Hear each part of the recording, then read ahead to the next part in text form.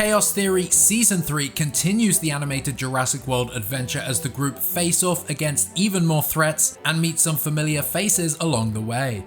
We've had the chance to watch this all new season ahead of its release, so here is our review of Jurassic World Chaos Theory Season 3. What is that? Not what. Who? Fans of Jurassic World Dominion are really gonna love this one. The Chaos Theory story has taken us on an adventure which saw the survivors of Camp Cretaceous caught up in a whole new conspiracy surrounding the dinosaurs, the timeline aligning itself with the theatrical movies, The Fallen Kingdom and Dominion, and now we are fully caught up to that Dominion timeline. While this review will stay clear of any major spoilers, we are of course discussing the season, so there may be some minor ones here. If you've avoided the trailers, for example, then I would avoid the reviews. We pick up exactly where we left off in Senegal at the end of the last season. The group find themselves aboard a cargo plane along with a Kentrosaurus, and the pilot turns out to be a familiar face, Barry from Jurassic World. He is working with French intelligence to monitor illegal dinosaur trafficking. A series of events on board the plane cause it to crash near the Italian border, which leads the Nublar 5 to a village where we meet Ben's girlfriend. I think the characters in this story and their ever-evolving relationships continue to be the heart of the show. We've seen a real growth with all of these characters, but this season highlights Ben's continued development, and his relationship with Gia is nothing short of romantic. They are very in sync, and as showrunner Scott Creamer told us in our interview, it's great to see Ben from somebody else's perspective, somebody who didn't meet the original Ben on Isla Nublar.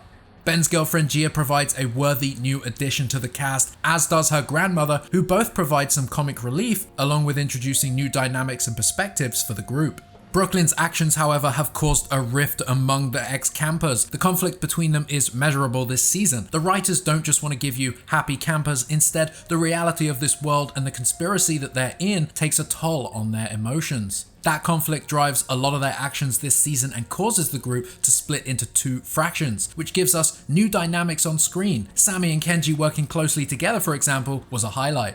I think it's all a testament to the writers of the show. While the group's conflict drives the story, we aren't in turn let down by the dinosaurs or action. It all blends together seamlessly, and I think this season feels much more in line with the first rather than the second. The pacing keeps the story going, but we also have time to breathe, some scenes getting much more mysterious than before and slowing down to build up the tension. Those thriller aspects that I enjoyed so much from the first season return in this one, as Brooklyn is drawn deeper into Soyona's criminal world.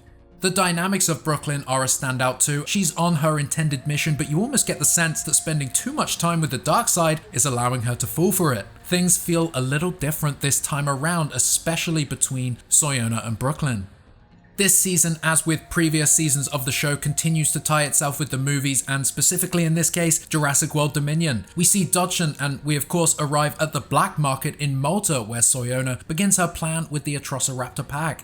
The animated shows in the past have carefully written their story around the events of the movie, and this is exactly what we see here in Malta, but we also see new locations too, like the catacombs that run under that black market. We learn more about Soyona's relationship with Biosyn and Dodgson this season, but we also focus on the other, shall we say, villain of the show, the Handler.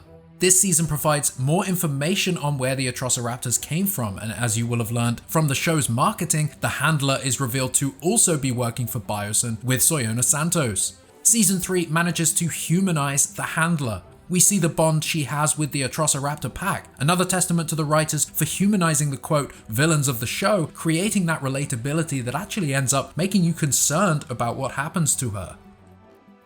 The inclusion of Barry, Dodgson, and Soyona this season proves that Chaos Theory is the perfect supplemental piece to the movies, and that the writers wanted to provide further depth to these interesting characters. As with every season of this show, there is continued refinement in both the animation and lighting, and they really take advantage of the diverse visuals in the many countries that we visit. So far, Chaos Theory has taken us across the United States, we've spent time at sea, we've spent time in Africa, and now we're in Malta and Italy. At times, this show really is stunning.